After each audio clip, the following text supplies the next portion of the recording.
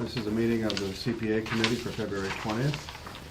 Come on in, have a seat. Is there any more chairs out there in case we need them? There's plenty of No? Okay. We don't have minutes yet. We'll get them next meeting, please. Okay. Public speak. I'm going to give Maple Street because they're not on our agenda, are they? They want to say hi and tell us about how they're done. Yeah, so thank you. I'm Judy April, I'm the principal of Maple. I'm Dan Stern, employee of Easthampton Public Schools. And we just wanted to bring a thank you card from the preschool. Oh, They're incredibly nice. happy with their new play structure. Make sure you turn around for the video. No. All 3 classrooms, and it's been a huge hit. It is already a wonderful hit. Very accessible, etc. Perfect. Really cool. Yes, Very we're cool. really just so thankful. It's just amazing. And I've been working with Puffers. I had my big mock-up, but I didn't get over that. I didn't know they closed at 3. My Funded by the apologies. Community Preservation Act. So we're I like working that. on a nice sign.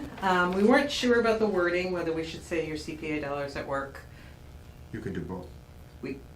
Oh, there you go. Whatever you can do to let Okay. people know this is what your money goes. Right. And so we really wanted to put the sign, so we're going to put it right on the fence More behind. projects with pictures, always people running, never mind.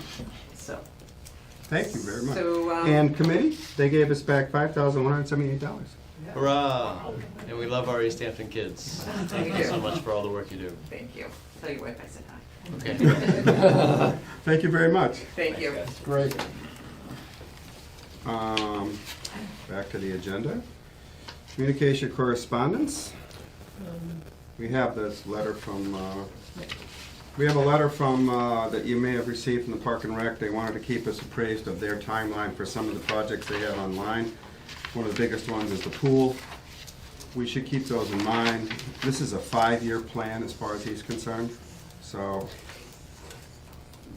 there's nothing now to be done. I asked him to do anything that he wants to do for FY20 now. Get it to us as soon as he can. When does the plan get updated? The CPA plan doesn't have to get updated every year? We already did it, right? It's Late summer. late summer, so it's end of the fiscal year, beginning of, okay. You can just make sure that this gets incorporated into that. I think he gave us something last year to this. Yeah. Anything else, Jamie? There's a housing conference and You have this. received a land conservation networking and panel discussion. Pass that around. If you want to take a look at it, it's going to be March 16th. And I think you all have in your packet information on the housing conference. Yes. I don't know if there's anything to discuss with that. We don't have a way of funding anybody going to that. Yes, we do. Oh, we do? So Oh, CPA. talk, okay. So that's why it's on the agenda. You want to wait till they get there? Okay, we'll get there later. Okay. Account balances. Jamie, I have one question. This came up at our meetings we had with the mayor and her finance. When these projects are closed out, I assume they come, Maple Street says, thank you, we're done. And the auditor and you decide to close the account out. Is that how it's working right now? And the money goes back into our, Yeah, so it's when the applicants give their final report and say they're no longer using the remaining funds, I draft a memo that goes to the auditors to say that, and then the auditor close the account and put it back to where it had originally the money had originally come from. When you say auditors, can we just be clear on what that means and who they are? The city auditors are So it's city employee, internal auditor? internal employees. our auditor. Okay. Yeah, she meant Valerie. Because we also get an external audit as a city, so I was just curious. Okay. All right. But that means the money goes back into the accounts that they were drawn from. So for historic, it goes there. Hey, John. Hello. There's a spot right there for you. All right, thank you. So with the account balances, Greg and I were Greg?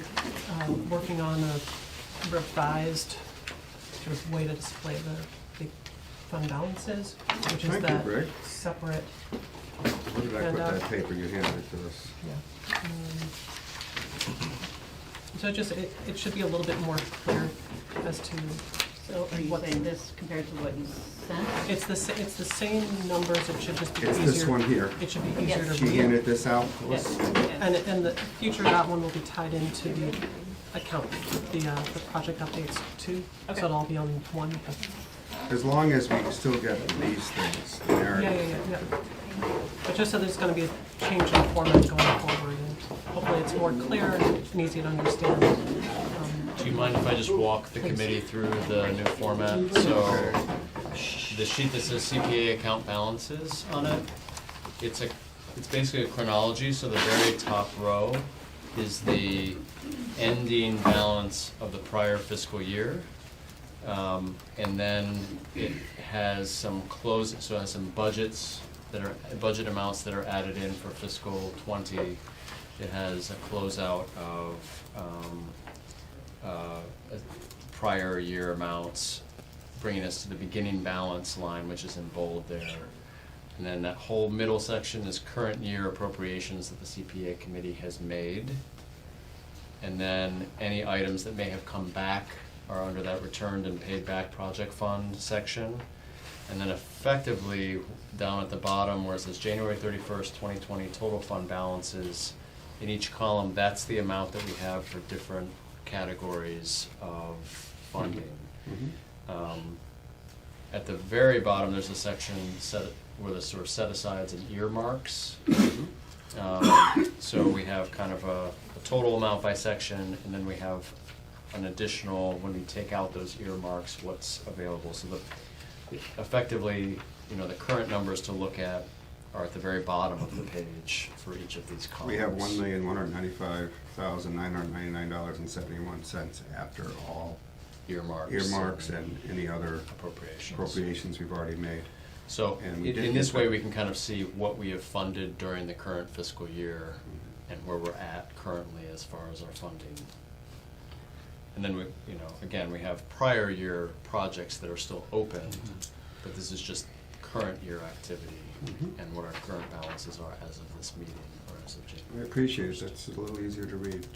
Great. Why Anybody is have- the first-time home buyer line under that last section and not in the payback section? Because that has not been. That's not closed, is it? It hasn't been. Officially closed Officially yet. closed, so I see. I'm showing it there under pending, I see, okay. but it's not currently available. They're having a meeting tonight, so I hope it's not closed. Different funding This sources. is the first one, okay, good. All right, any questions on nicely done account balances? Awesome. Well, we got $15,000 since our last meeting, if I'm reading this right. Okay, and the facade is done, all of that is done, the project Yes. is closed out, so you've done that I have closeout? a final report coming in. Yeah, I have. Okay, as soon as we get the report, okay, beautiful. All right, let's move on to our projects. Historic Commission, Mike, you're up first, if you wanna come forward. Can we put him in this chair here? I'm sorry for the intimate surroundings, but the Department of Public Works absconded our room. He has been given already. We have to put that in Jamie's office. When people ask, what does a CPA do? We got this nice thing from Maple School, I don't know if anybody saw that. Did you got a hard copy of this, right? Yes. Okay. So, we have the new funding agreement. It's for $25,000, but we're getting $12,500 back.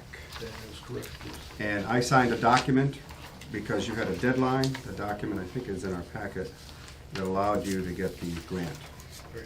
correct? That is correct, yes. So where's that funding agreement? I just want to read it over. I have it here someplace. I'm sorry. So the funding agreement, which you'll sign tonight, and as long as the committee will vote on this, all the work funded by CPA grant must be completed by July 22nd, 2021. Is that reasonable to you? That sounds reasonable. And if you need an extension, just kind of come and see us, okay? Prior to disbursement of CPA funds, this commission must be awarded or have received all matching funds. So even though we're granting you $25,000, Right. you don't get any of it until the $12,500 has been granted. Am I reading this correctly? Mhm. Right. And you understand that, right? Yep. Okay. Project updates. Is this a reimbursement? Or no, it's just they get to draw on it, the 12,500? So it is a No, reimbursement. no, so the Historic Commission will be able to draw on the CPA funds at the end of the project. The city will be reimbursed the 12,500 after all of the CPA funds have been Oh, so you're spent. getting notice that you've got the grant. Right, You do the work. yep, They give you the grant money and that comes back. right.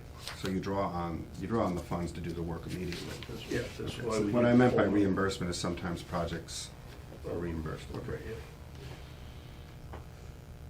Periodic project updates, you can go through, John, let us know how it's going. Final written project report with photo documentation, this is all boilerplate standard, please credit CPA funding in any written materials. That's important. No significant changes. If there are changes, you need to come back to us. Okay. And even though those changes might not be monetary, if you're using it other than what was supposed to be used, not that you would, but. Right. No payments will be made in advance for costs covered or by charge to any other funding source. All requests for direct payment must include the original invoice, et cetera. This goes through our city auditor, correct? To get paid, when they have an invoice, Yep. they have to be paid. Okay. Anybody have any questions about this funding agreement? Everybody okay? And I'll take a motion to approve $25,000 for the updated and expanded inventory of historic structures in the Main Street exterior corridor. Motion to approve $25,000 for the historic structures inventory. Second? Okay, we have a motion on the floor to approve $25,000. Any further discussion? All in favor? Aye. Opposed? So that's 1, 2, 3, 4, 5, 6, 7, 8. 7. 7. Thank you. You're done, Mike? You need to sign this. Okay. Now, when do you think this will get to the council meeting? So if I can get it in next week, then. Okay. Jamie will let you know. It goes to the council, it goes to the finance committee. That's the next time you'll have to be here. And John, I would recommend you come too, because you're. Okay. Good? So have him sign this and give it back to Jamie. And once he's done, Barbara, you can come forward. You're next. And I think you are going to present tonight. And the next meeting we'll do a funding agreement. Thank you. Okay, that's the process, okay? So why don't you come forward, the two of you, and present your issue? Again, I'm sorry it's so, That's right. So I also come with a representative from King Information Systems and Chris Sharp. Do you have his name? So, I'm sorry, what's What was the your name? name? Chris Chartrand, Chartrand. So, basically what I'm looking for funding for is a survey. What we want to do is kind of find out what we have in our buildings. And the first step of this records management survey is we would have a representative from King Information Systems come out. He's already done a quick walk through the buildings, and this person would come out and they would go to all of our nooks and crannies in this building, Public Safety Complex, the Waterworks Building, Council on Aging, 43 Main Street, Park and Rec, pretty much everything, to find out what we have, because at this point. What we have in the form As of far as archived records documents and and records, archives, right. photographs too, things like that? Who knows? Okay. The problem is that. We're not looking at furniture. We're not looking at furniture, but Okay. we're looking at documents, and there could be deeds. If you find there some could be very valuable pictures. antique, I want to know though. Yeah, the problem is that we have a lot of stuff all over the place, and there's really no way for us to know what we have. If there's a public records request, it's really difficult to know. So, Chris, his company, the first thing that they do is they send somebody out and they look at all of the places. They'll give a survey, and that is really the first step of knowing what we have. I mean, there could be some historic documents there probably are. There's things that Mike looking for property records, we don't know where they are, so, I'm gonna actually let Chris explain more specifically what his company does and why it's, Could you detail, this is phase one, so as you speak, once you're done, go into phase two, what that means? Sure, I'd like to sure. know right, and more. right now, we're just looking for phase one. Right, I'd just like to know what the future holds. So, King Information Systems has been around since 1972, and one of our areas of expertise is in municipal records. We have a long track record of not only understanding what the documents are, but being able to recognize them for their various, needs and purposes. One of the lenses that we're always looking at certainly is the historical lens, because you don't have a full sense of the history of a town without the transactions that have happened throughout the course of history within that town. So our expertise in records, and certainly I guess maybe our bloodhound sense of finding things in all the various places where these things happen, basements, garages, attics, DPW buildings, wastewater treatment plants, just about everything. We have found that the only way that you can get a start on how to manage these records in an operational way is to get a kind of a 30,000-foot view of all the things you have. Through the generations, certain records are kept in one area, and then when that fills up, it goes to another area. So in a lot of cases, it takes looking at all those spaces before you have the full chronology of all the records that pertain to the history of any given department or any given piece of property or green space or anything within a community. So phase one, or the foundational piece, is an assessment of all the records that, as far as everybody knows, are historical to the community.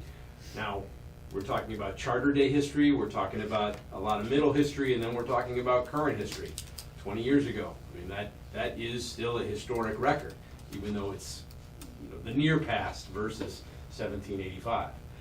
And so it's understanding all of those places, what the records are, their values in an operational and a compliance and a historical perspective. And then phase two would be any of the discussions from the report out of phase one that talk about how to better gather a management handle on all of those things, protect them for what they are, and certainly ensure that you have identified where all of those records are now cataloged and kept, and identifying any gaps that may have accidentally happened along the way. One of the biggest challenges to any records operation is if things get accidentally shred or disposed of, and those holes exist, and someone says, hey, I need records from there, you're gonna pull your hair out trying to find these things that aren't there anymore. By accident, we understand that, and that happens, it's human nature. But if we can identify those ahead, then the operation doesn't have to go through any of the chasing their tail to find these records that don't exist. So we've found things that go back to colonial days that, based on where we found them, they were lost, they were gone, they didn't exist. And so having found some of those, and certainly finding some of those gaps, it's an important first step in understanding where you are now and making sure that the spaces that you're using to control those records are appropriate for what you think they'll provide. The fire protection, the disaster protection, the security, the catalogability, the capacity, all of those things. And that comes out of the report from phase one. Every area will have, this is what we found, and these are the recommendations that we would make. And in some cases, we can actually start to reduce the number of spaces where records are stored, because the fewer places that you have to control and keep these things, the more secure the whole portfolio will be. Question, is part of your initial survey what actual records exist in certain locations, or do you just say there's records here? In certain locations. We You don't, visited. you look at what's in the boxes, you do look at them. We go into the boxes and verify that any titles that we're seeing do match up. Okay. Sometimes boxes get reused, and we've got to make sure that there's Oh, a match up to there. the title. Okay. Correct. So, but in its entity, we are stem to stern from Old Main Street, or from Old Town Hall to this Town Hall, certainly looking at that catalog of all the records. That's just one example. And in a lot of cases, you know, when space is filled up and there was no place else to go, sometimes they get a little bit of field. So we did a tour of town and saw a half a dozen to 8 different locations where records were kept. And those places are the places we will go, look inside the boxes, assess any film, any other media mechanisms. You'll have some things maybe starting to begin to use some of the imaging technology that exists today. So we'll evaluate those as a part of your record history, because that's, while newer history, certainly historical as well. So is your deliverable from phase 1 a catalog by location of what exists at every site? Exactly. We have, this is a kind of a sample of the different study that we did, and what you get is you get literally chapters of what you have and where you have it, and then each section is a specific space. Here's what we found, here's some of the things that are concerns right away, and things that you know are potential risks for, you know, where these records being in this location, but then how that compares to the whole world of all the places where Easthampton has records. So your deliverable is also electronic and searchable? It can, we can put it in a PDF or something? PDF file format. Searchable? Yeah. Okay. I would think that would be good. So tell me the difference between phase 2 and phase 3. I'm reading that phase 2 would be to implement recommendations from your report, and phase 3 is archiving and digitize it.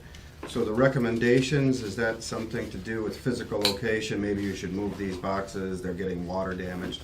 I mean, what's the difference between the 2 phases? So, phase 1, certainly in the study, then has an output of this report with some recommendations, some directions, some ideas on better management. Phase 2 would be implementing those recommendations, which can be a phased-in component, so that you don't have to tackle the entire thing at once. Maybe work on a building or a couple of spaces within a building, and then go kind of from location to location. Phase 3 is about some of the other options that exist in terms of microfilm scanning technologies. Certainly some of the permanence of film are still at play, but some of the accessibilities of technology are very real parts of the way the management would happen kind of as you gain a handle on how you're prioritizing all the records you have.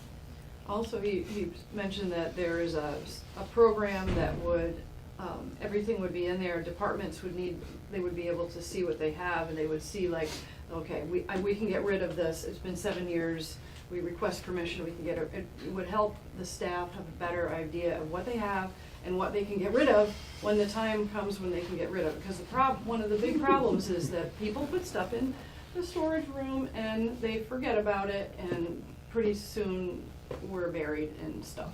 That a fair amount of it does not have to be kept forever. So the third phase, there is a whole archive program. Correct. So you archive what is important to keep, Yeah. And then and you keep on find, top of and maybe your- phase 2 says you don't need these, or you guys decide what you don't need, and then. Correct. In conjunction with the compliance regulations out of the Secretary of State's office, and certainly with space that you have. In other words, you could exceed what the Secretary of State says is the minimum, but at the expense of space and time that it takes to manage them. So if you want to come straight to the line, then maybe you can reduce the number of spaces you have things. But the database is a tracking module that allows you to maintain what you have and where you're keeping it, so that as new things approach, you also have the valve that releases things, and you're not just kind of becoming, you know, stockpile areas. What's the ballpark of phase 2 and phase 3, or do you know, cost? I mean, The like the number we're headed. report will get much more specific at it. It's very difficult to do it at this stage of the game. You know, so I Have I you done another hesitate. community that's similar to ours that you could? Another community that I would put in an approximate, you know, kind of relative comparison to Easthampton,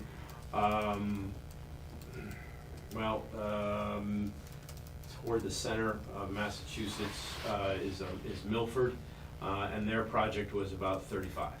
And We're not that, gonna- that includes implementing a whole document management system and scanning and Well, digitizing all the documents? Any of the services for, say, phase 3 would be on a per piece basis. Yeah. So we establish the protocol and help get them started on identifying those records. Yeah. Doesn't involve the volume. So you could you could do 1 million records, and that would certainly have a price tag. You could do 5,000 a year, and that would have kind of a budgeted application Would towards your it. phase one recommendations give us the kind of price lines that might be coming our way Yes. after phase one is Yep, complete? yep. So Phase one's completion will then have recommendations, and they'll all have price tags assigned to, if you go this direction, this is what it would cost, if you include this, you know. So Okay. yeah, there's a bit of an à la carte for Easthampton as to how. Because I imagine, long-term, what you're looking at is some sort of digital document management system, Mhm. right? With document Some- retention guidelines, Yes. things being pulled out after Right. 7 years or Right. however many mandatory years. Exactly. But that's a pretty big project to get to It that is. final, like, step of the, vision or whatever. Yeah, so this is a it's- long-term project, Yeah. and even phase two would probably be done in small pieces according to what funding would be available. I mean, looking at the first report, we could take, deal with maybe some better shelving, and we could do little bit by little bit. It would be not something that you'd have to be all or nothing, you could just. I know how valuable this is for the staff. Our planning department recently had to dig into records. Can't tell you how From much way time I back. wasted looking for stuff. And if you can digitally look in, all right, Right. December 1925, what did we decide at the town meeting? That to me is a much more efficient government and get the answers. Just as an example, we have started to apply digitization to many of the, original meeting minutes, and with some of the ability to use key phrase search technology, you can put in, a project, Main Street sewer project, boom, and it lists every conversation and vote that was ever taken, so that It's you a have database, so you could do a data search. Searchable Anytime it database says by- Main Street sewer, you can get all the projects for, oh my God, that'd be great. It's amazing. So, I think this is great also, and this is sort of partly in my wheelhouse with, sort of document management is that it can be a headache. I want to be clear for us as a committee, this is an application based on historical preservation. So there may be elements of this project that are non-historical. So just thinking long-term, I'm all in favor of this, just for the record today. But there may be elements that may not fall within that are practical and that the city should have, and that I believe I want to support the And we city in understand doing that. long-term. Right. Yeah. What but maybe determines non-historical. historical versus current, say? Is that something you can give Barbara as a Well, sense? certainly, across the Commonwealth, we've got about 150, kind of records, archive management systems in operation. And every community kind of has a different involvement with their community preservation committee in terms of some of the funding. To be very blunt and put my cards on the table, absolutely, the phase one component of this is well accepted as this is a part of how you understand what you have for history in a single community. But Stuart Saginaw, who is the CPA, representative yeah. for the CPA for the Act, I've talked with him directly about this and witnessed some of his presentations to communities. He understands that certainly getting a handle on what you have and where you have it is a part of understanding the history, but does not support in any way the grant money necessary when communities ask for money to do the work. Once you're engaging in the work of organizing and cleaning and purging the masses of rooms and that have gathered things over the generations, that's not something that he would kind of see way based on the tenets of community preservation. And so we know full well going into this is about phase one and understanding your platform. Any work to be done from that would be in conjunction with certainly other components within the community. So, but you can target what is a historical record Absolutely. that we can And- digitize using our funds versus city Correct, funds. correct. And I'm not kidding when I say last week's record is a historical record. It is current history, but it is still a historical record. So we're dealing with your charter to now. Mhm. That's your history. And you'll make records tomorrow that are history. So it's all about certainly the management of all of those pieces, and while we're talking about understanding history as a platform, we know that there will be things that we uncover that the city of Easthampton thought were gone, because they get lost behind the layers that happen all the time. It's every community's challenge. Okay, we'll have to debate all that. I think historical records, though, as you say, a record, something that happened last year, to me, it's history. I mean, it's history. And if we have a documentation of the same project being done over many years, then that's good. So what's gonna happen now is I'll let the committee look at this, look at all the documents, and come back at the next meeting in March to finalize this, to make sure that the committee has no questions, and we'll do a letter of agreement, and we'll get this done. Then it goes to the council. So I suspect sometime in April this will be approved. Is there anything that, for that agreement, when we can type up, or I start have thinking about no, questions? what she's referring to is our letter of agreement sometimes have specifications other than the boilerplate language we put in. I have nothing. Does anybody have anything on that you would like them to do that's not typical? Like when we did the history, we asked them to. No, I think this is an exciting project. Just for, it's like treasure hunting a little bit, probably given some of the locations we have. Oh yeah, if you find any money, CPA gets it. So put that in the. We get to the town hall basement. I do have just one more question. If you find any historic You have a room full of my photos, records. yeah, town meetings. Huh? The Sorry, schools are not on here at all, or is there a decision to keep them off the list for now? Yeah, Yes. we have. The what? I'm sorry. Schools. I know that when we toured Parsons School way back in the day, there was a lot of interesting minutes and things that were stored in there, and so, I just wanna, That's curious. Why not? Is that, We talked to the school department, and they indicated that there weren't a lot of historical records at the schools. okay. Yeah, That, Alice you know, did say some that. of the storage areas here had some of it. There was a cabinet or two, in the office on the top floor. But by and large, they said the schools didn't have anything historical other than student records. And that's not, that's Right. not something that We they Right, do want right, us have to right, get right, involved in. old school records in this. School minutes and stuff like that? Well, minutes. there's a lot of school, There's payroll, there's things all that have sorts to of do with school records in the HR. big count. but you're gonna be looking at that, because you're looking at the Yes. space to see what's Right. in it. And then you're gonna say, hey, does the school department wanna keep these? Exactly. I just know That's- So we'll Parsons have- Street School was chock full of interesting things when we toured it, and so that's why I just threw that out there. Well, I think it was because Well, didn't and they we'll move see- everything We'll see if over there are there? no records in Maple School Yeah. or Center or Pepin when we move them out, Okay. And I Basement thoroughly level. recommend certainly that the greater, kind of department head list have knowledge that we're coming, and so whereas we have some expertise in this area, get it in front of us. If it's bringing it to these places, I know that Barbara's gonna be angry at me for saying, go ahead and throw it in there, because she doesn't want it in the way, but better to have it get a review and be a part of that than certainly to find out after the fact that there were some things that we didn't get a chance to see. Okay, anybody else have anything else? Okay, so next meeting, come back. I think this will be up for approval at that time. And we'll let the committee absorb all this and see if they have any more questions. Thank you. Thanks. Thank you for your time. Thank you. Anything, Jamie? Did everyone sign in the sign-in sheet, just pass that on again? I think it's some looking late, thank you. Next up. Burns, you're up. Hello.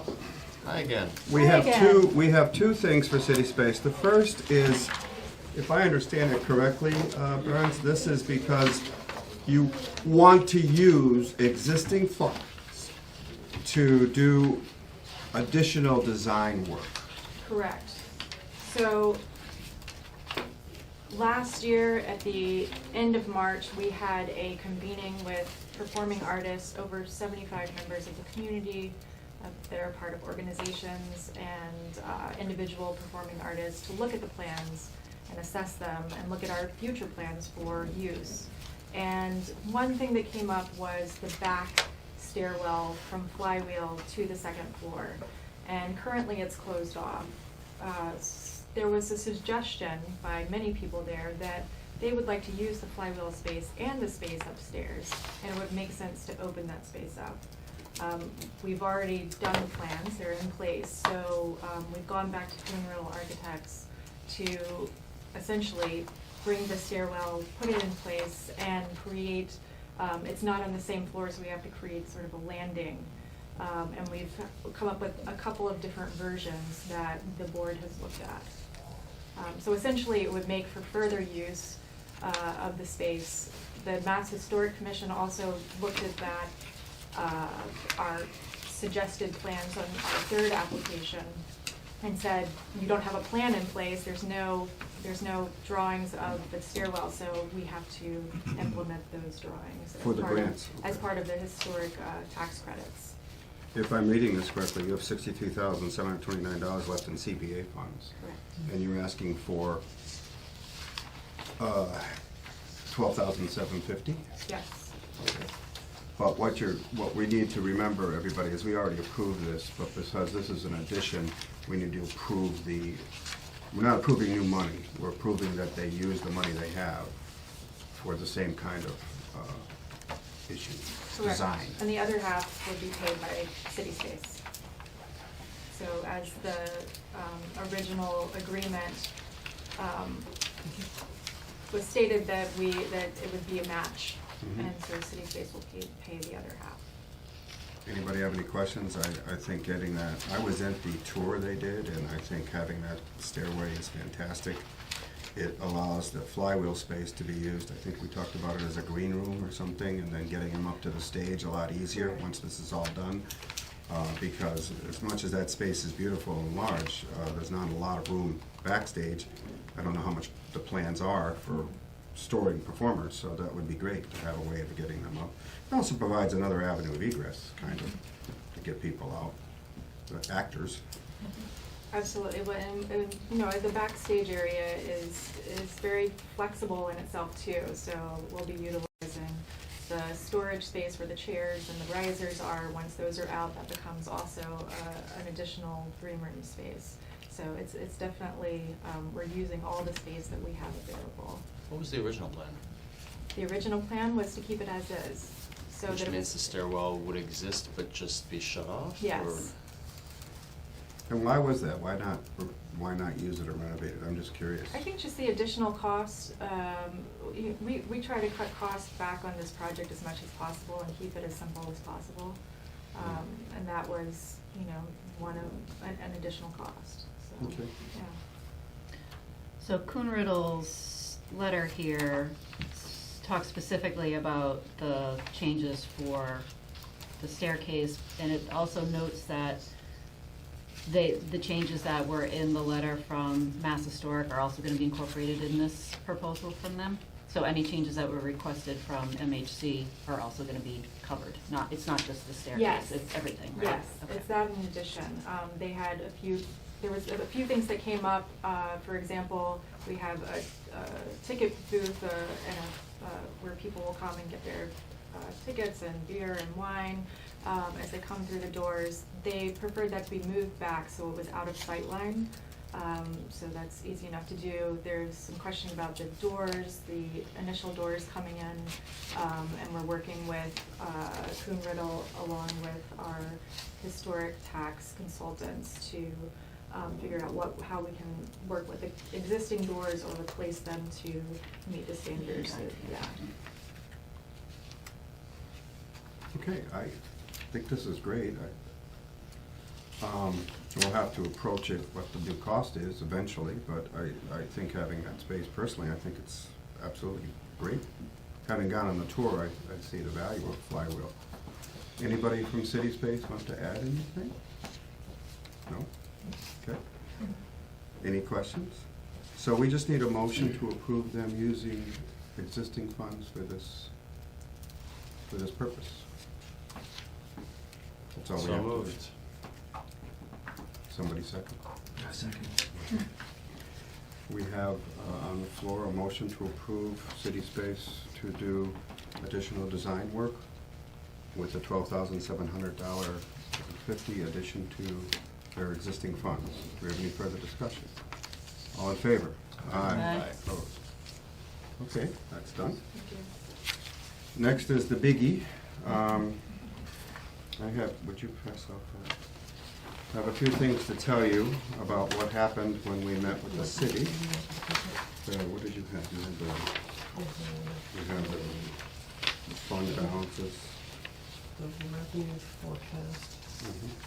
and The revenue forecast. then the expenditure in the back. That's for me, but, okay. And Give me one of those. Well, I think I have that. Yeah, I have that right here. actually, it's updated. Okay, so Greg, thankfully, and I met with the city twice. City Space, as you know, That should be in your packet already. Yeah, thank you. we have a commitment of $3 million to the project eventually to be used when construction is to begin. City Space had hoped we could begin the process by authorizing a bond, and this would aid them in getting grants and also donations. Unfortunately, and I'm very disappointed to report this to all of you, the city is not in a good, and Greg, correct me if I use the wrong terms. Go ahead. Greg and I were there, bonding position, and what I mean by that is, we have a fiscal policy which directly reflects what our bonding agencies do with regard to our rating.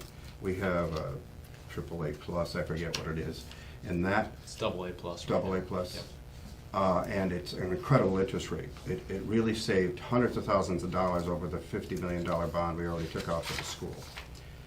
The city still has to bond another $8 million for the school, and may have to bond for the city and the sewer and water, all of which is high interest costs. And because of that, they do not want to risk with this kind of a bond until those bonds are taken out.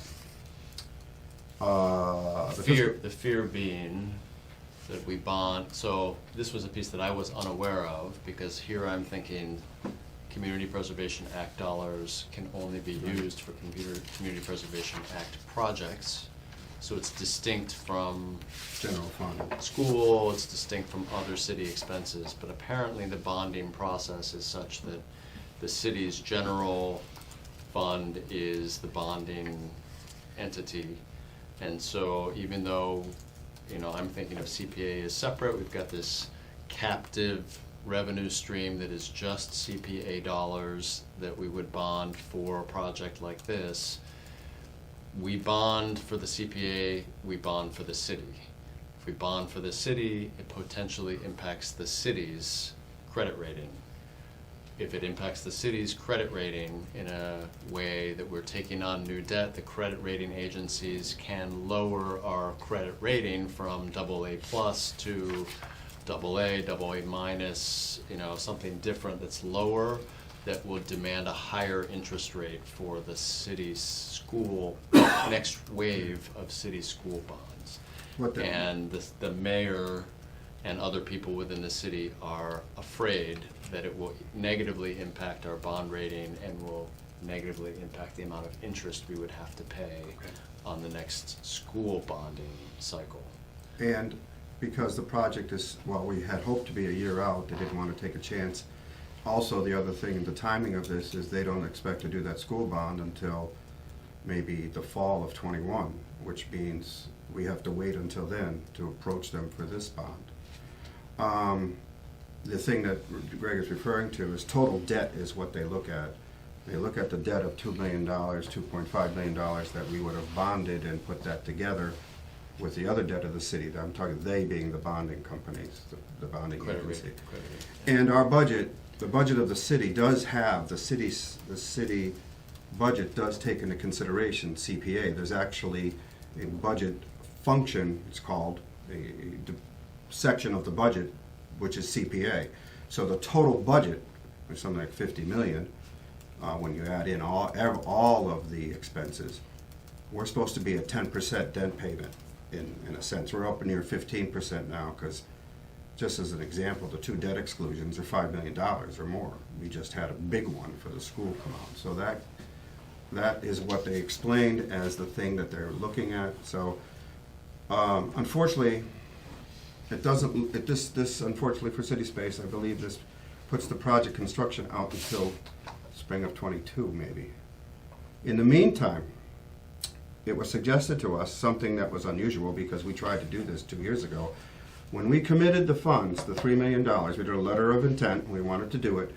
We asked, can we set up an account line? And our financial director at the time said, no, you can't do that. So we took $200,000 out and we earmarked it, which means nothing, really. It's an earmark for us. It tells us that we're gonna do it. But now, Val says, well, why can't we do that? So there is a disagreement about what we could do. She wants us to create a reserve account line.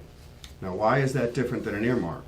It has to be approved as a supplemental appropriation, which goes to what I'm asking you to do, by the city council. It is more formal.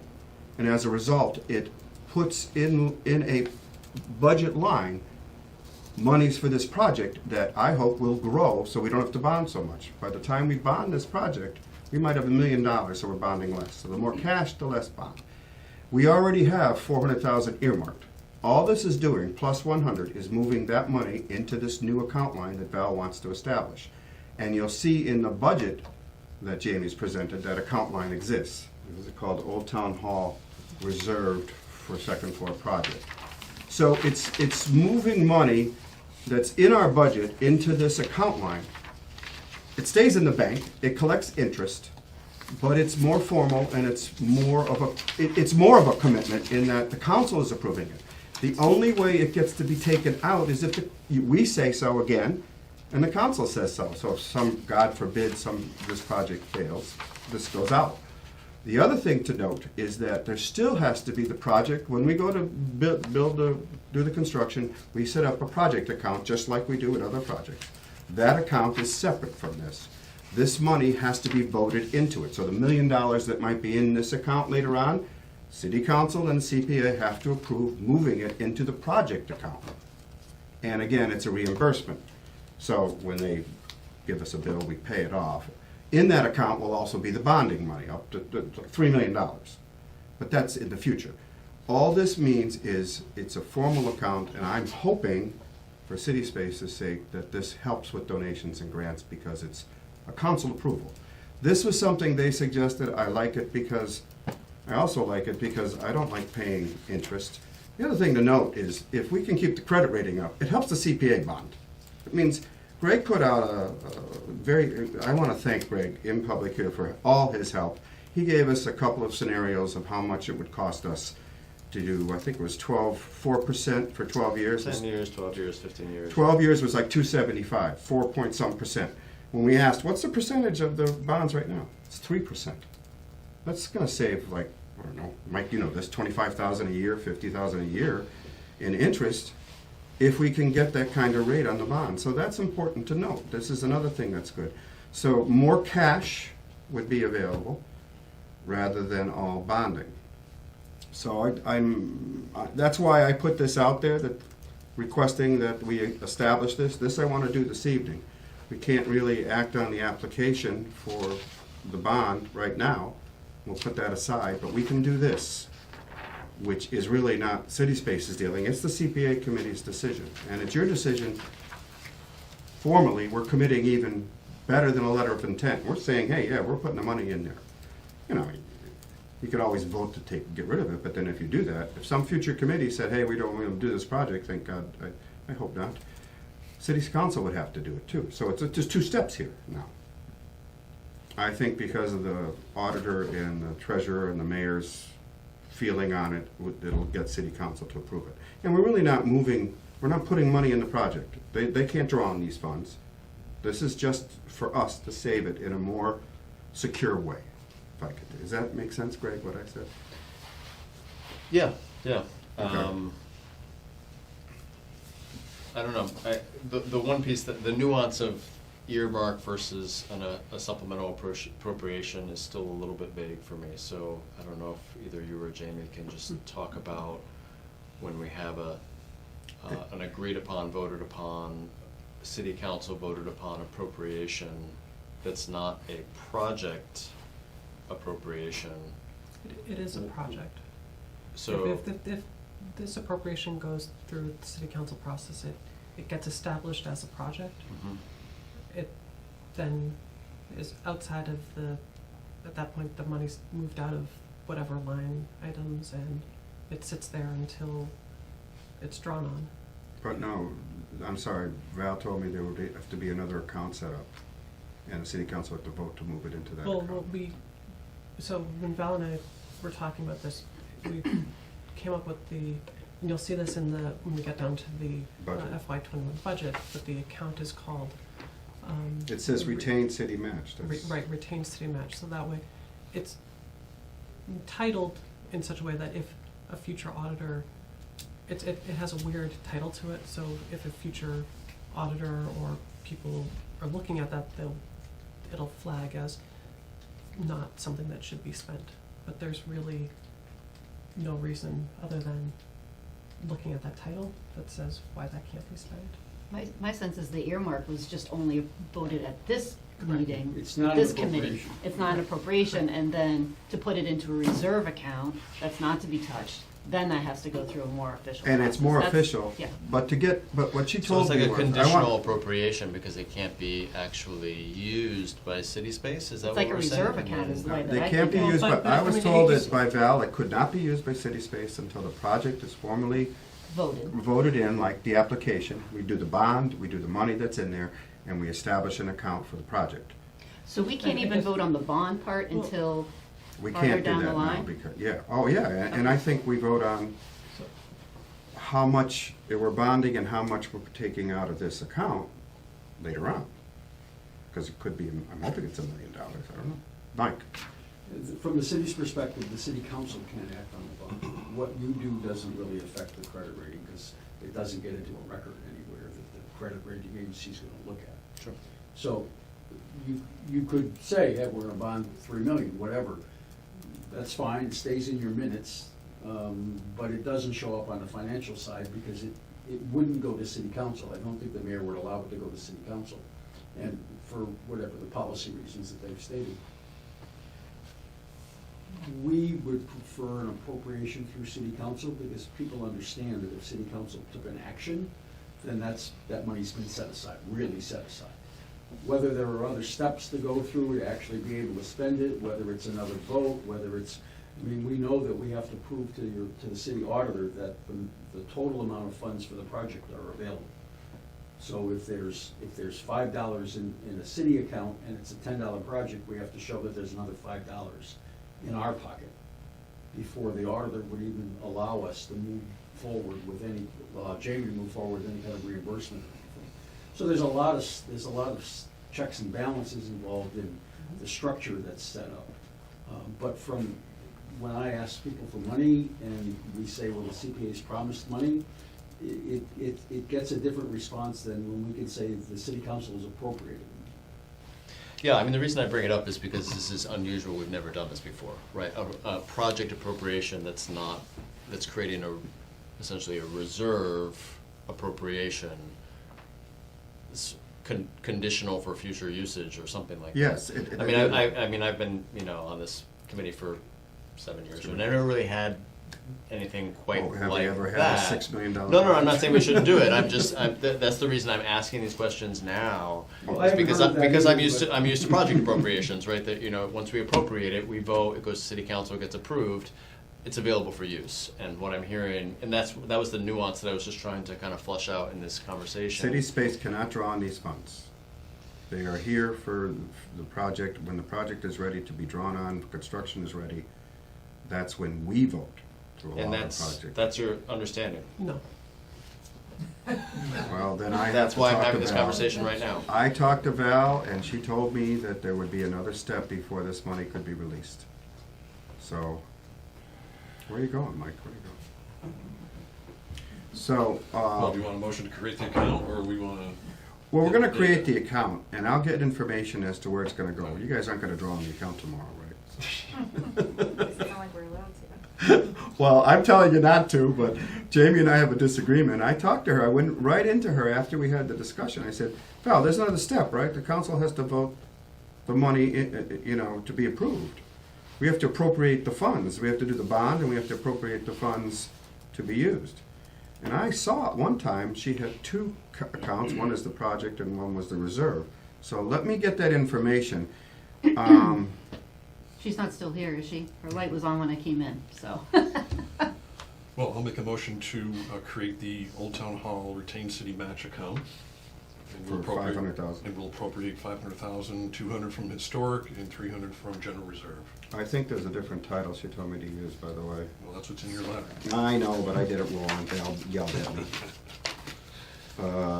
What should I call it? What is our account that is the general, what's it called? Is it reserve, is it general? I'm sorry, I didn't. Is that gonna satisfy you for now, the 500,000 in a reserve account in terms of what you need for fundraising moving forward?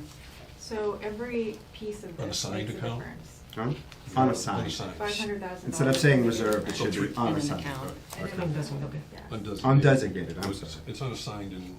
We can use this to account. show the That's match whatever. funding for the MCC, Okay, and that will be helpful in that way, okay, in moving forward. okay. Yeah. I will see if Val can give me an answer on this. It's important to me, because I went and asked her, because I wanted to know what this meant.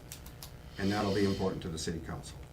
But as far as I know, the project hasn't been approved yet. We haven't approved the project, so I don't see how the funds could be used. So we're putting this in. This is an internal accounting thing for us, as far as I know.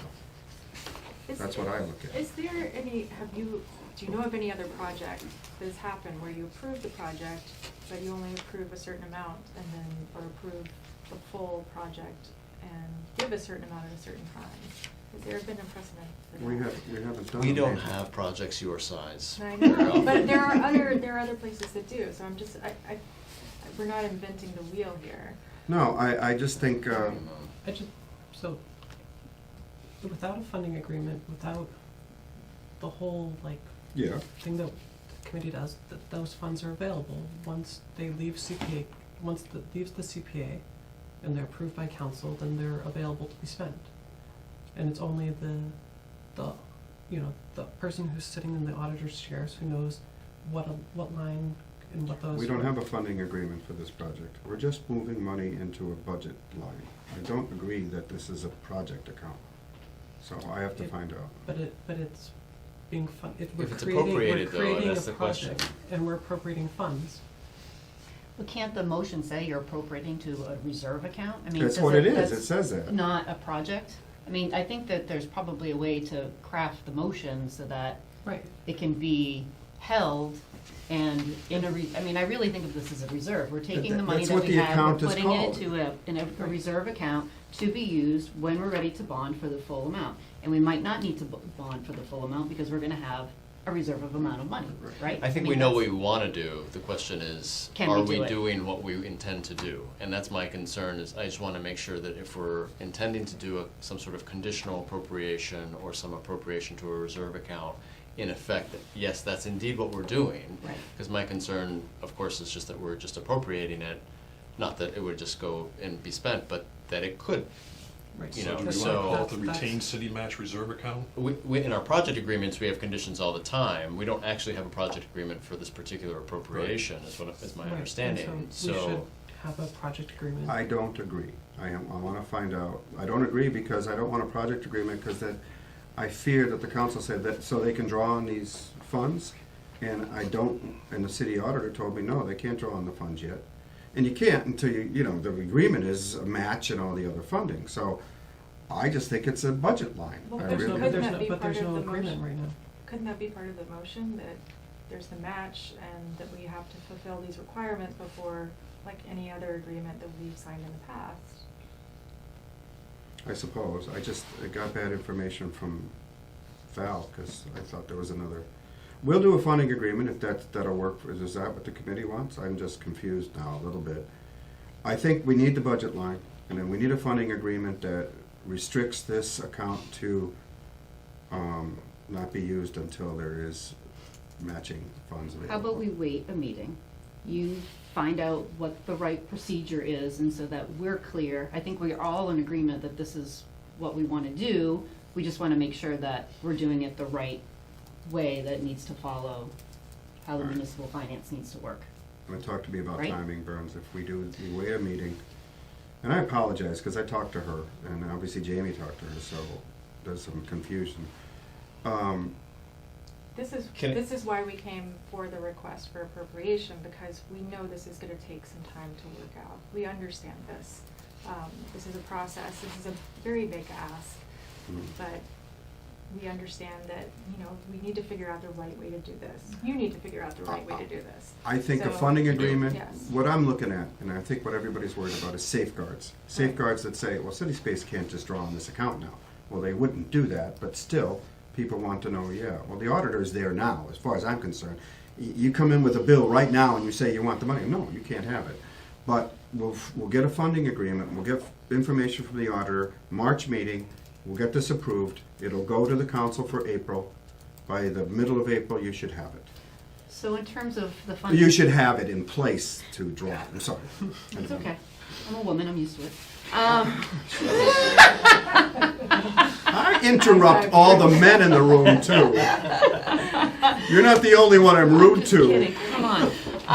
No, I I'm lost used my to it train too. of thought. You started it. So my question was, in terms of the project agreement, if we need to do that, are we going to be putting something in there that says every fiscal year, we intend to move X number of dollars to this reserve account? Or are we not Actually, going that's there part yet? of the budget. So we can't submit the budget yet until we create the account. This creates the account. This appropriation creates the account. And you have it in the budget that you know how we were gonna put 200,000 and earmark it every year? That's in the budget.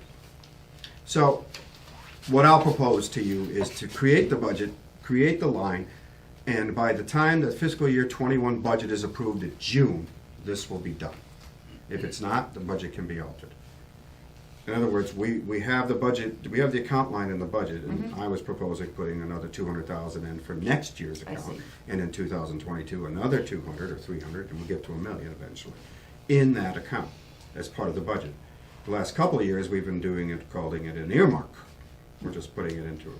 So every year, the committee would take a vote as part of the budget to move a certain amount of money as negotiated, determining on what funds are coming in from the state, what the local matches, all that stuff. Okay. We're gonna do that at the budget process. Okay. Tonight, we have to With do the goal, really, of needing to potentially bond and borrow less, Mhm. which would impact our credit rating, or the risk of our credit rating going down would decrease, and would increase comfort level for the mayor and for other people who are dealing with balancing. Yes. Just a things. question, do you have any sense of a $3 million bond, how it would affect your interest rate?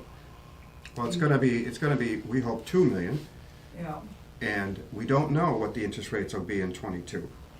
What they're hoping is, they just did something that the city approved last night, the council approved. You remember talking about that refinancing? They refinanced the high school bond to save $93,000 a year based on these interest rates. The bond council said they could do that. They're taking, and I also heard that the school, because it's a big bond, is not looked at the same way as the other debt by the bonding agencies. So our credit rating is pretty safe right now. And we'll know better in '21 when we do the last bond. If the rating stays, when we go to bond, we get that 3% or whatever it is. The short answer is, we don't know, and I wanna know There's no way to I wanna protect know it. the same information that you want, Yeah. which is to actually talk to the credit rating agencies to know the levers, right? Yes. If we increase our, debt burden a certain amount, up to what threshold can we do that before our credit rating goes down? And I am not in a position to ask that question, just as a standing member on the CPA committee. I'm not there, and I'm not even sure somebody on the city side can have that conversation with maybe they can, with the credit rating agencies, and get specific information that's detailed enough that's actionable. Okay. I'm not sure, maybe. If you So have who questions could do about, that?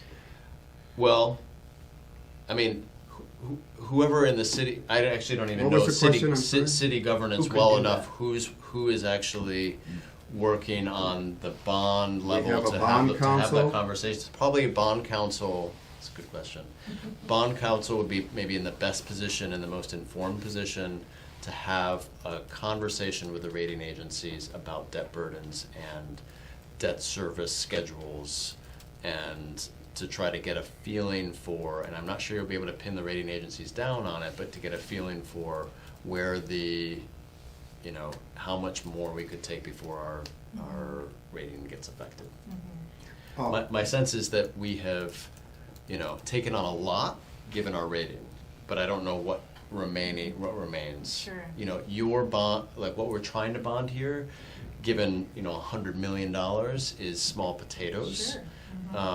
And so some of this is the actual what would happen with the credit rating agency, and some of it is just fear, like of the uncertainty of what will happen. It's risk. Right, but that, so I mean, I want the knowledge, I want the data, I want the, you know, sort of Yeah, like what would the rating agency absolutely. do or say, and I'm not sure they're gonna be able to ever guarantee, oh, we're not gonna, you know. But I honestly believe it's worth a conversation, and, but I just don't know if our bond counsel or whoever on the city side would pursue that conversation or how they would manage that I had a conversation. feeling that Val and Jen knew a lot about it. Val is the one who told me all about this when I went to meet with her about the bond way back. And she scared the living crap out of me saying, we can't bond now because of the bond rating. And Yeah. she knew a lot about it. So, But, you know, just based on Burns' question, though, I wouldn't rule out approaching and saying, hey, you know, just even having a conversation Sure. with her about that, just so we can because know it is such an something close, yeah. important project and it is such a big project. Sure. And she could probably give you a little bit more detail, and maybe she'd be like, oh, well, here are some questions that I can go and ask now the rating agency. you so mean, maybe you're they'll saying give she, you more information. meaning Val? Val, I guess, Yeah, yeah. Val is very nice, she'll talk to you all the time, Oh, no I'm problem. a big fan of Val. Oh, yeah. And we're very worried she's gonna retire, and we're trying to keep her here. Well, At least until we build a school and build Right. the old town hall. Right, and you know, I just want to say the irony is not lost on me that because of the school and the bonding and some concerns in our city for affordability, that this project brings affordability to arts in our city. And we need to remember that, and this is a city-owned building, and we're a nonprofit that is managing this space. So The only way We are- it is allowed to be done by the CPA is it's a historic city building. absolutely. And nobody on the council, nobody in the city at the time wanted to sell you the building. We wanted to keep the building, so we know it's our building. I think there is a lot of fear out there right now. The timing for this is not good. Even if they could do it, it'd be difficult, but we can't bond it now, unfortunately. But this this will is part do of the it. piece of the puzzle of I think it- affordability within our city. And I think that that's important to remember, that we want to maintain this space for long-term for the arts and culture here in Easthampton. And I understand that people are feeling, you know, their pockets are pulled here. But, you know, this is part of, you know, the master plan and our strategic plan. And as we Camera's that way. Tell them. Hi. They're listening. I know everybody is a fan of this project, but I think it's important just to state that. And I'm just gonna keep restating that each time that we I think it's we talk. important that you restate it all the time. Absolutely. I made a rather large speech about the CPA last night because there are murmurs in the community. Do we need the CPA? Can we save it? We're looking at a senior exemption, which isn't a lot of money, but we want to help people. But the CPA, bottom line I said was, we don't have to sacrifice quality of life in the CPA project because we're building a school and fixing our sewer and water infrastructure. It doesn't have to be sacrificed. It's a lousy trade-off. It doesn't help. And I just made that statement last night, and I think everybody in this room is in favor of this project. But there are those rumors out there. So when this supplemental appropriation goes to finance and goes to the council, we need all of you here. Because you don't have to convince me, but there's 8 other counselors. So, but what's really on our side is this is an idea that started with Val and Jen and the mayor. So the supplemental appropriation shouldn't be a problem. Right. We're gonna find out, Jamie and I are gonna find out Good. the ins and outs of it, okay? And you and I are gonna meet with Val together, so I don't get a different story than you And get. as you know, we are happy to do as much work as we can on our side. And if there's some way that we can, we can work towards making the CPA, the work that's been put into the Old Town Hall through the CPA has been incredibly important to keep the building maintained. There's a building in Chicopee that was built 2 years later that has considerable issues, structural issues, because it was not maintained over time. And because of the CPA, we don't have those issues. Well, and there's a lot of projects, I think there's more than 2 or 3 projects like this one in the state, Sure. where the CPA has helped fund to the tune of $4, $5, $6 million. 14 million. 14 million. Yes. So those are the kinds of things, we can do this. I wanted to let you know that when, just so we can conclude this, because we have to talk about it at the next meeting, when Greg and I talked about the bond and how much it would cost, we were worried about, we didn't want to go beyond 50% of income. And he had 275 for 12 years, and if the interest rate is lower, it's going to be lower than that. But Jamie's done this revenue forecast, and it's exciting. Although everybody said, well, we don't know the future. CPA revenues have been pretty good for the last 10, 15 years. And her forecast is up to 765,000 by 2030, which was within the 10 years. If we bond in 2000, so if we have that kind of money coming in every year and we have to spend 250 on a bond, we're still gonna have quite a bit left over. It makes me feel a lot better about bonding a big project.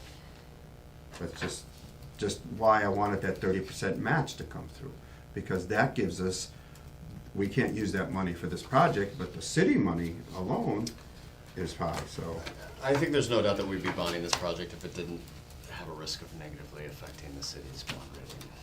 So that's the sad part for me. It's the sad part is the because timing I of the totally school. think, given the numbers, that we can afford, 275 or 300,000 out of a revenue stream of about 600,000 going probably upwards over the next 10 years. I just want to say, I didn't feel the risk was high. People are saying, what if the state changes their mind? Well, what if the sky falls? You buy a house, you hope you can pay the mortgage over 30 years. It's the same thing. Can I ask a question that's practical for your $500,000 number, just so Mhm. I understand it a little better? So I'm looking at the account balances.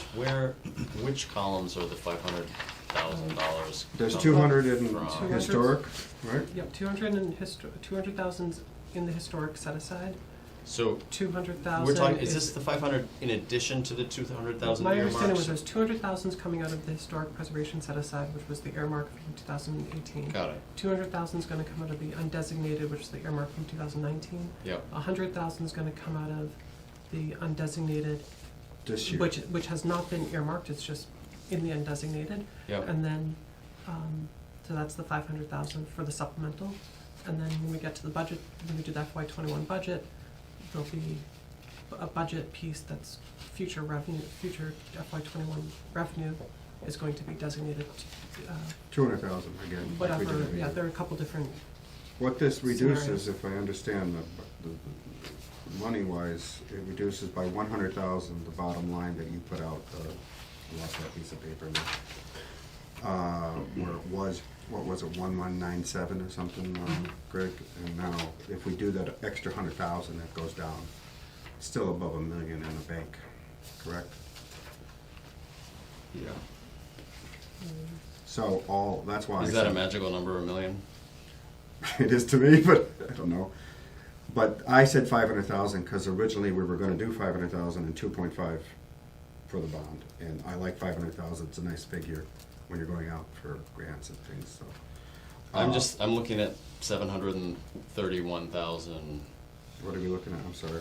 undesignated in the account balances, plus really another 41,000, so 770,000 sitting there. And I'm just curious if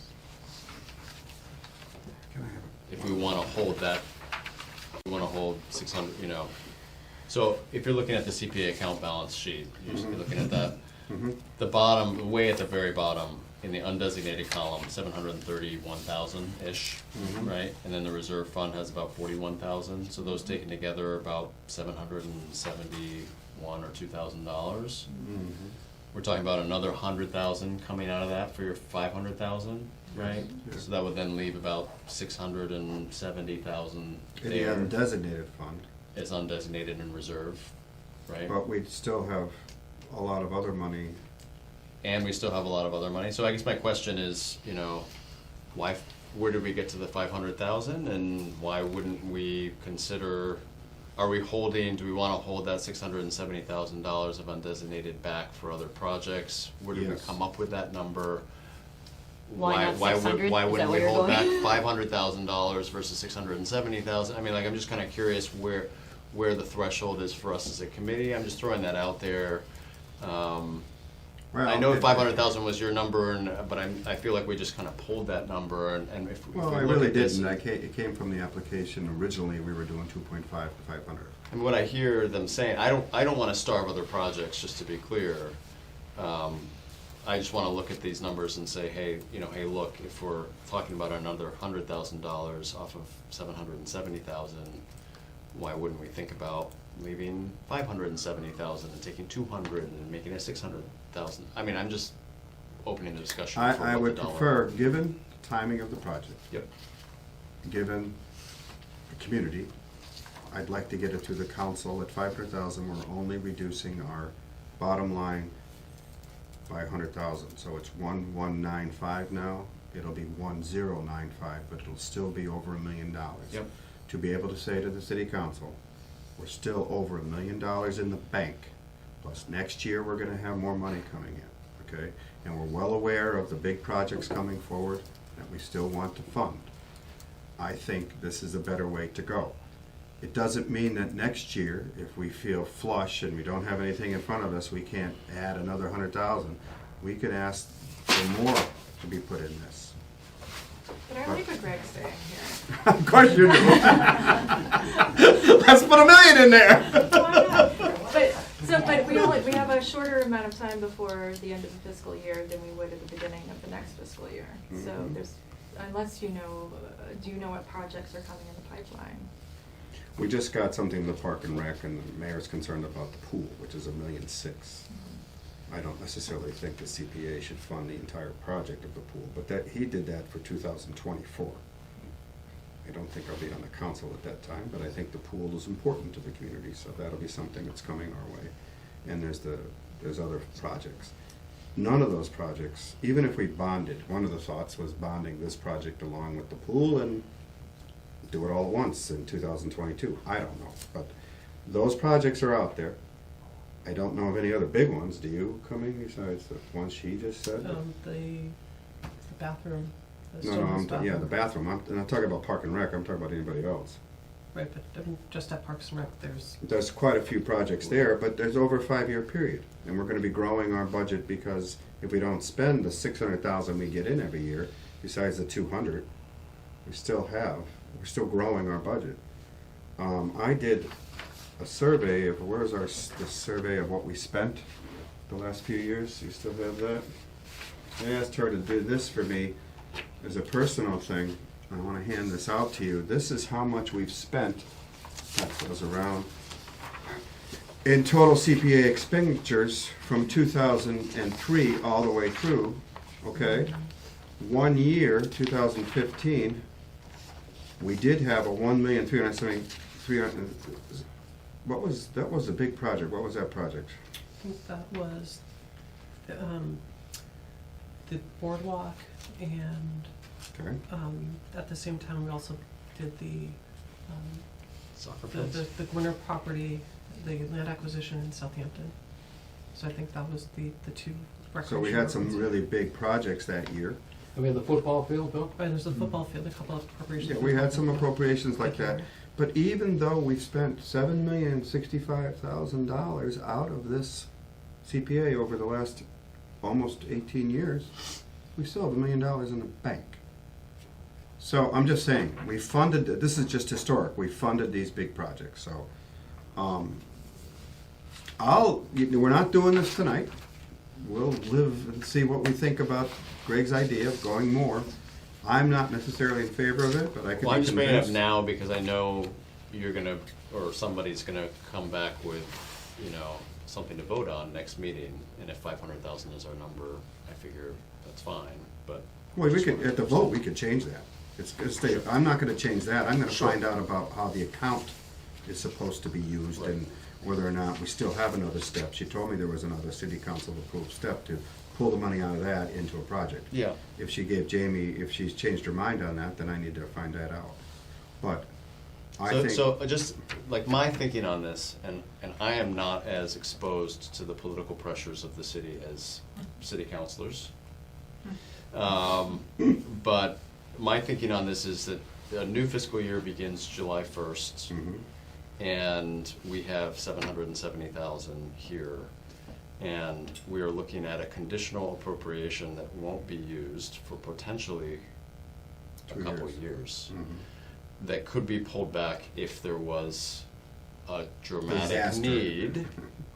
So, that all of that on the table says that, $100,000 could be increased to $200,000 or $300,000 within my comfort level of having $500,000 of undesignated remaining in this fiscal year. Because I we know what will was then said have to me. additional amounts coming with the new fiscal year. All I can say, Greg, is what was said to me by the powers that be is we have a lot of other projects, we can't put all the money just into this project right now anyway. That was said, so I don't wanna, they agreed to this 500,000, I said 500,000 is what I think we should do now, and they all said that. And it would be If we pie in the pull face. that- It would be pie in the face to have to pull that back. I understand that too. Well, So I we don't- just we wanna don't get have this to done. make the appropriation What and if- say, what Two things, I wanna start this account, I wanna get it done, so that the budget, we can put 300,000 in it for next year in the budget line. That'll answer that. Or we could look at where things are at come June 30th, and if there's still lots of money in there and nobody else has applied for the money since, up until then, maybe we It'll require shift. another council vote, but what I'm thinking is if we do the budget, which is a council vote, we could add more money to that budget line, which was typically, we've been doing 200,000 a year. We could do 300 or 300, because that's coming out of next year's Right. income. So I know one of your goals is just to create the account. I want to create the So, account, and I let's want to make just sure it's go. going to pass the council, okay? I don't know. Okay, enough on that. Sorry, I just wanted to raise that issue. Oh, I'm glad to hear you want to give, and Burns is glad to hear you want to give him more money. Anybody else on this? We're going to have to come back. Why don't you come back? Our next meeting is March. That late? March 19th. March 19th. Okay? All right? Thank you. Happy to, thank you. Thanks, All everybody. Thanks. So why don't we jump to the budget since we're just about to talk to it. We do have to get this to them. And Jamie's provided 3 separate ideas for the budget. I like, Do you want to talk it through, or? oh, I think it's pretty self-explanatory. Jamie's estimates are based on the 30% match that we get next year. You can see that line. She estimates the local CPA tax raised. Is that basically a figure you got from the auditor, or where did you come up with that? So the revenue estimate is based off of this year's estimated receipts Mhm. plus 2.5%, because that's what the city is allowed to grow at, and that's what we grow at. Okay, 465. And then so if you did the full 2.5%, it'd be like 466 and change, so just rounding down a little bit to be conservative. Mhm. There was some preliminary discussion that I had with Val about, because the new debt that we took on increases our total tax that the city takes in outside of 2.5%, and CPA is 3% of the tax revenue. You may actually see that over the next couple of years that our budget increases much quicker than we've estimated. It's because assessments are way higher. Because the Market value is assessment- way higher. But it's too early for me and Val to sort of figure out what that would be, so we're still going on the very I conservative have estimates. no problem with conservative And so budgeting. you'll see the numbers at the bottom that say the unavailable for fiscal year. Mhm. We may see that we end up in the next couple of years with a lot more, that we end up taking in more money than we anticipated. So, Jamie, you have, the two I want to talk about is alternate 2 and alternate 3, which alternate 2 puts $200,000 in this second floor construction retained city match, which is what we talked about. Alternate 3 says $289,750. Where'd that number come from? That is the entire reserve, so if we do 289,750 is what remains after we do the 225,000 for set-asides and set aside money for admin. So It's a plug. the total budget is 534,000. Mm-hmm. So when you take out the 225 for the set-asides and take out 20,000 for admin and Mm-hmm. things like that, then you have 289,750 remaining. And that could either go entirely to this set-aside, or could go entirely to the reserve fund, or some To the mix. retained city match for Old Town Hall. Right, so, alternate 1 shows that 289,750 entirely in the reserve fund. Alternate 3 shows it entirely in the retained for the Old Town Hall project, and alternate 2 shows 200,000 in the retained for Old Town Hall and about 89,000 Mhm. reserve. So if this particular supplemental appropriation we're thinking about, let's say 500,000 is approved, then let's look at alternate 3. FY20 adjusted would be, that 500,000 would be someplace in there, because we'd have to show it in the budget, No. correct? No? If we appropriate. Because it's a supplemental appropriation, it doesn't show up Okay, in our. but it'll be in our budget line next year. When you Yeah, look and- at it, you'll see it, okay. Yeah. So I like the 289,750. I'm not quite sure I understand where it came from, but Well, if you look at the second one, the 89,750 comes from the CPA reserve fund. And that's missing in the alternate 2, you mean? alternate 2. If you look at all 2, Mhm. CPA reserve fund, go halfway down the page. Oh, I see, yeah. 89,750, and then the alt 3, it moves up to that Old Town Hall line. We don't need a reserve fund? What do No, we so use?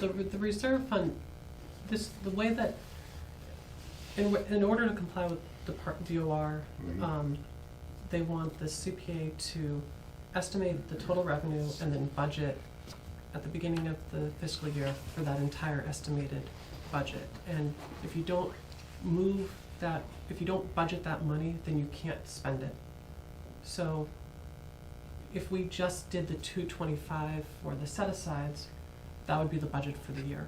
We have to add a line called reserved, because Oh. because we don't vote the projects at the beginning of the year. We don't set up accounts like we're trying to do for I the Old get Town you. Hall. So we have to set aside, it's a reserve in this year's coming budget that we can then use, and that's. We have to balance the budget in some way, so that reserve balanced the budget. So this way, we're balancing the budget. Instead of a reserve, we're putting it in Old Town Hall. I get it now. Correct. Okay. I like that. It's a little more money. It might get us up there faster. Why did we not accrue interest in 2020 and 2021 when we've accrued interest as a revenue source in previous Where is fiscal that? years? I didn't have a number for what was I see. for Okay, that, so so it's not, I was just showing it as, I don't know, it's, okay, So- but we have accrued interest, it just. okay, all right. And it's interesting because the governor gave us, put 20 million toward the CPA trust this year as a supplemental in the budget. We're getting a bigger match than we will next year. But at least it's guaranteed. They can't just change it if they want to next year. It's 30%. There's a law now. Of course, they could change their minds, which everybody's worried about, but I'm not gonna go there. All right. Is there any way of knowing if we gave the seniors an exemption on the CPA tax, how that would affect our funds? Well, we're gonna talk about that, but according to what I've learned from Stuart at the CPA Coalition, it's not a lot of money. It's very low, because it's 3% of the property value. And the seniors that can afford this don't have expensive property, because the seniors have to be in affordable income levels, if I understand how that Okay. works. Alright. So it's not a lot of money. All right. It is something we need to talk about, but But the- we're jumping ahead, but go All ahead. right. But also, the other thing is, the only way the exemption can be added is the city council has to vote on it, and then it has to go to a citywide vote, and it has to happen at a regular election, it can't happen in a special election, so that won't be until November. So by the Are we time. sure it can go on that ballot? I should ask. That's what the email thread said. Yeah. So if it were voted in FY '21, it wouldn't go into effect probably until half of FY '21's already passed by. So we shouldn't have, if a senior exemption was enacted, it shouldn't have too much of an impact on the FY '21 budget, but it would have some, we would take in less revenue than we expect. And the thing, the big question for me is, the unknown is, what is that?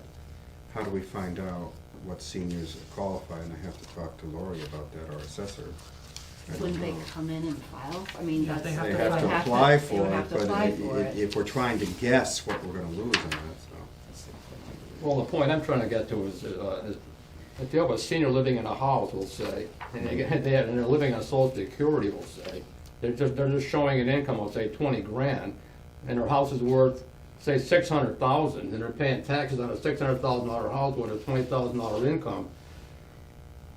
What happens there? Can they go down and say, look at, There is an asset, I don't know. How would I all can't that answer. be I don't know how a addressed? $20,000 income could afford a $600,000 home, but maybe they own it. No, I mean, they probably got $1 million in the bank, but they only got an income of coming in 20. I mean, that's all they're That's one of the showing. reasons 41C.5 wasn't allowed, because we were looking at that. That's a project, we were trying to up the senior exemption, but that was an asset loophole that allowed them to hide assets, and that was a biggie. Because but that's a different subject. Let's get on to this. What budget do we want to approve, have Jamie put forward? We'll get back to it. We're gonna No, talk it's a about good that. It's on question. there. It's a good on there. question, yeah. I like the 289,750. How does everybody feel about that, the alternate So we'll three? go with alternate 3. You think we should? Yeah. Yeah, anybody else? Everybody else okay with it? I have a motion to approve alternate 3 as the Wait, budget. I just wanna make sure, Oh. not having nothing in that reserve fund, there's no impact. Because we can draw Zeroing on, it out, we can draw on undesignated funds, the bank we have at any time if we have an issue. but just having zero in that CPA reserve fund for the entire, that's okay, It's just current year okay. activity. So Okay. it just means that your undesignated column in our fund balance sheet doesn't go up Okay. any. Okay, So we have the $700,000 or whatever that we do have in undesignated. uh-huh, It just, we wouldn't be adding to it in the next budget cycle. I see, okay, Although, in truth, we probably would add a little bit because we have unavailable for use during fiscal Right, and so- 2020 dollars that are gonna go to it a little bit. Right, and it's complicated because everything, the budget side of things versus the revenue side of things, all the budgets are kind of imaginary, but the revenue is, it all Right. closes, all the project balances close and the revenue closes to the undesignated fund, and then at the new fiscal, the new projects are set up and the new expenses are put out, and so it shifts, it will shift. Well- The undesignated will go up, the revenue, the reserve fund would be zero. Mhm. There'll still be whatever is left in the historic open space and affordable housing set asides. But there just won't be a reserve fund. okay. I just don't like having cushions, it makes me nervous, but as long as it's okay, then It's, it's okay. yeah, it's not that there's zero cushion, it's Okay. that, like, on this sheet, Yeah. in the undesignated column where we're showing 731,000, Yeah. we're not going to be adding That 89, 200,000 or 280,000 Yeah. to that column, because we're gonna put it Pull it out, towards right. the. I'm more worried about this, full it's not the table. 200, it was the 89,750 that I'm just trying to wrap my head around, but Yeah, I'll let I it mean, go, I I'll let it think go. if anything, I have, I think there's utility for city space in being able to say, we have 750,000, or we have 900, or we have 1 million, doing it, like having something that is like almost a round number makes more sense. Mm-hmm. They're not gonna look at the dollars amount, they're gonna round it to something that they can promote. We have right? 750, even though it's 789,000. So, We could- so we in could- some, we could in put- some ways, we don't necessarily need the 289,750, you know, We so could much keep, as we like, could keep 29,750 in reserve and keep it at 250. yeah, we could do 250, or we could do 275 and leave the balance, whatever that balance happens So to be. it doesn't Select matter, I alternate just didn't, four? it just makes me nervous to see an empty cell with No, nothing I in get it. it. So I just wanted to Why understand don't we do that? that Why it's don't- okay to do that, that's all. Put a buck in it, you know? Well, and you know what though, but Jess is bringing up a good point. Other people who aren't as Optics. good at this as Greg is might say, what the heck? Why are you zeroing out a fund? So if we put 25, if we put, Well, especially since it shows like the trend of that from FY15 to go from 280,000 to 0 in 2021, there's optics there without understanding really what that line is. in but there's a certain 2019, we did optics 23,596. I think the 228,500 in 2020 was the earmark, wasn't it? That we- Right, so you can see in the FY19, if you look at the set-asides, there was 275 that was set aside for historic preservation. Right, So the reserve fund was only 23,596. But then in FY20, we didn't do that. So we earmarked the 200,000 rather than setting it aside. Had we been able to do what we're trying to do, there would have been a reserve fund of 28,500.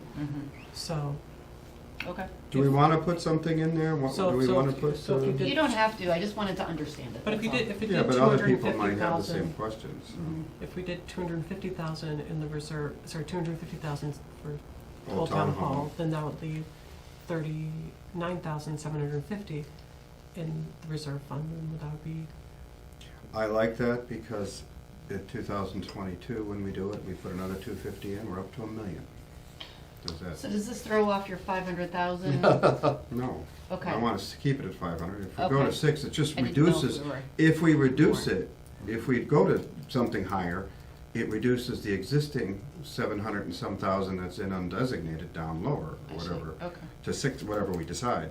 But Mm-hmm. if we keep it at 500, and we do 250 here, Mm-hmm. and the next year we do 250 again, now we're at $1 million. When it comes time to bond, and that's my goal, Mm-hmm. my personal goal. I like that. I like that And too. it's a round figure. So let's do 250, 29,750 in reserve. A I have a motion motion to to, that? it would go be with 39,750. Oh, excuse me, my math is terrible. That's why we have Greg. Got that? A motion to go with budget alternate number 4 as discussed. Our 2021 budget. 250 and 39,750. All in favor? Aye. Who seconded that? John seconded John it. seconded. He always does. You're John is the you're automatic seconder. second. All right, the senior exemptions. I'm bringing this forward because the city council's gonna do this. They don't need our approval. It already came forward from, and I'm not against it, and I told them I wasn't against it. So, as we talked about it, and the email string, it's not a lot of money. We can look at what, I think they said Holyoke and a couple of the cities are doing it. It does require a council vote. It does require it to go on the ballot before it even gets to affect us, so we don't think it's gonna affect us to the FY22 budget. And how much it is, they have to apply for them, as I understand, and it's hard to tell who's qualified. Maybe Lori can give Who's us. gonna do all that work as far as fielding applications? That's one of the big questions that I have to ask. I believe that assessors will, because again, it's not gonna be a ton of people. Well, they do the It's, abatements. it's now not a anyway. big percentage, but you're taking out over, you know, however many households, that may be a significant Of course, I lot might of apply for paperwork. that. Harry and all his waiting for it. friends are gonna be in it. Can we increase the income level so Harry can? There's a conflict of interest here, Harry. No, I seriously. think it's a great idea. I wonder administratively what that looks like for the city to field the Great application. question. Well, that is a question that But you'll is deal the with that at the biggest city question council at level. city council level. We're dealing with this at the finance committee this week, the 26th. I want you to raise that question, who's gonna do this? Oh, it's a big question of mine. How does this get administered? How do we determine who's affordable? we want to do it. The optics are important. Yeah. And the optics of this committee being in favor of it are even bigger. So I have to beg you to say to the city council, we are okay with this, because Can we clarify what this is? Because there are a couple exemptions here, and I wanna be Only clear the what the senior city council. No, that's not true. Because the way the state law says is that you have to either take the exemption in its entirety as written or not at all. And the exemption, the So- third exemption is for both low income, people who would qualify as low or moderate income, and people who would be seniors who qualify for low income under the state CPA. I'm looking at number one. What are you looking at? We already have exemption 2, number 3, one. and 4. 2, 3, well, we don't have 2 because we don't do that. We No, do not 3. applicable. That's already done. The first, the only one we do is 3, Right. residential only. That was passed For $100,000. $1,000. So if your And house that's is a worth first- 300, you're only taxed 200 Correct. by the The CPA. first exemption is for property owned and occupied for property owned and occupied by a person who would qualify for low-income housing, which is less than 80% of area median income, and for lower moderate income senior housing, which is less than 100% of AMI and Most seniors older than don't 60 years old. Let me just say this. City council's dealing with the exemption. They're gonna deal with the ins and outs of it. I think it's number Me and my 1. wife. It is number one, but I just want to clarify, it's not, when we talk about this, it's not just for seniors. Yeah, And it's not all seniors, it's only seniors who are low or moderate income. Well, what I like about it is it's not just low-income people, not just low-income seniors, is what you're saying. That's what it says. It's everybody. Person who would qualify for low-income housing or lower Or moderate lower income. moderate income Senior senior housing. housing. Right. We have to choose. No, No. no, it's, You have to it's do it's both. both. You can't discriminate between the two groups. It's, Looking the at- exemption is, Yeah, Take looking it or at, leave it. yeah, looking at Stuart's email, he says, yeah, all the exemptions are take it or leave it. You are not allowed to change any of the terms of the exemption. I don't think anybody, I don't think JP who put this forward has Understood any that? problem with doing that, and I think the council's gonna do number 1. All we're saying is go for it. It's not just number 1, though. I think that's, I think what we're It's trying. number 1 as it is written for everything in it. right. We Right. already have number 3. We're not gonna add number 2 or number 4. We're only doing number 1. You do have to, isn't that what his No, email no, is so saying? you can do, there are 4 exemptions in the state law. Yes, We've already done number 3. right? You can, if we do number 1, we have to take all of number All 1. of number 1. Oh, You can't not edit all- number Not all one. 1, You 2, can't just 3, say and senior. 4. Seniors, We you have can't, to we do can't low go income. back, we can't I go got it. back and Yep. say, Okay. number 3, we wanna put in And to be honest with you, $150,000. that's something I hope JP understood, because I tried to tell him that he just put it forward as a senior exemption. It's not, it's for low income. But to me, that's good. And it's a good optics, so I need us to recommend to the city council that we proceed with number 1. Can I just say I hate the wording of this, because the way I read it, like, Number 1, you hate the word. it's, because I just got confused about how, I thought they were separate, the less than Right. 80% AMI. That's why I And asked less Stuart for than the 100% clarification. AMI and 60 years of age, because everybody who is at, oh, I see, it actually does include if you're like older, but you're at 90% AMI, you're getting Right. thrown in there, so it adds like another like strata of people that qualify. Exactly. Okay, got it, all right. It's confusing, but I'm with you. But the area median income for a family of 4 is something around 64,000. So 100%, if you're making, so probably seniors don't have a family of 4 living in their household. Oh. But, You never know. but They they could could have have grandchildren. They could have grandchildren. And so they would qualify if they had 64,000, if they made combined less than $64,000. And were again, over age 60. it's 3% of whatever their value of their home is, less this exemption. And So the we're not 100,000. losing, how much are we losing? I don't think it's much. No. I really don't. I don't think it's much at all. Well, would great-grandparents qualify for something like this? I mean, What's that? if somebody that has a house and they have like great-grandkids, I mean, would that be part of a household Yes, Yeah, that qualifies? yes, Yep. it does. if you live in that home, you qualify as a property member of that owner. The household. biggest question for me If you is make the same. income, that income goes towards the total household income. All right. The biggest question for me is administration. Who's gonna do this? Who's gonna make sure that the qualifications follow through? I think that falls on So the that's one, assessor. what's one issue. I also want you to be aware of a second issue, which is, this is not gonna be, I can't imagine the city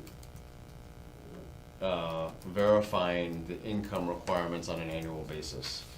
So, You have to apply, What a you nightmare. have to so apply. you, I mean, if anyone wants to qualify for this, they'll choose the year that they have the lowest income, so they get under the threshold, their income goes up, they continue to be exempt from the They have to- CPA. They have to apply every year. That's my question. So, So, and then, so- and my understanding is. so that the assessor- administration burden is Oh, actually God, every Yeah. year. annual. That's the biggest question, and I guess I think when we start talking about this on Wednesday, I'm gonna say we need to bring Lori in here, if she can give us an idea, Lori, our assessor. How is this gonna burden you?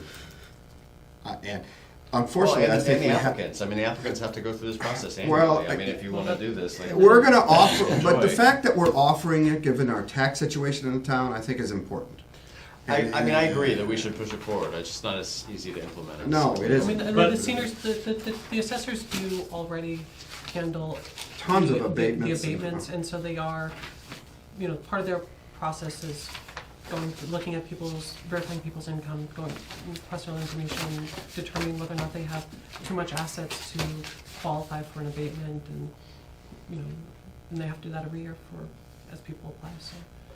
So can I have? But I don't know if that's more work to do this, and it's not my Do we job. deal with social security numbers for all of our residents on a regular basis? Do we I have safeguard no those? idea.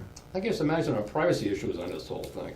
Well, Well, somebody has to be willing to put that, I mean, they're gonna have to bring in their tax returns, they're gonna have to bring in Yeah. all of their paperwork, and either somebody has to walk them through how to fill out the Oh, paperwork, God. or. this is I the. appreciate all of this, but that's not really the question we're That's being correct, asked. that's not the We're, question. we're- So we're do only we saying, support go it? for it, do you support it or not? That's all I want us to do. Can I have a motion whether we support this? Do we support this? A motion to support, I second. Further discussion? All in favor? all in favor? Aye. All I'm gonna do, it's in the minutes that we supported, is report to the finance committee that the CPA supports this. Report to the I council. told you, great, John. How it's going to be administered, that's the biggest question. No, that was. I think we're It's a done. good I raised it but it's not us. for, Oh. I raised it for him. 'cause I We wanted have the to Western Mass bring Housing those issues Conference, guys. She wanted us, Jamie wants us to talk about it because there's money for that. Yeah, so, That has to deal with affordable housing. Does anybody? My work doesn't pay for it, I'll have the city pay for it. well, so I'm interested in going, Jessica's interested in going, there's 2 members of the housing partnership that were interested in going. It's $30 a piece for the So it comes out of our registration. administrative It can be funds? paid for out of administrative funds, but it needs the CPA to say, yep, that's something that. How much money are we talking here? So it'd be $30. $120? Yeah. Does anybody have a problem with $120 No. for this? It's budgeted. So, It's in the budget, just need the. Jay, another motion. Go for it. I second. Jay says go for it. Second, $120 for the housing fund. Okay, we approve that. Aye. Somebody has to keep an eye on Jesse. Just technically, Somebody has to keep an eye on you. Dan says we all approved. I said, all in favor. Anything else, Jamie? I'm sorry, I'm getting punchy on it. Go ahead, dinner, I'm tired. See you after, okay? You wanna see me after? Just a Okay. little. Oh, Motion to adjourn. I'm in trouble. Motion to adjourn, have a second. John? All in favor? Aye.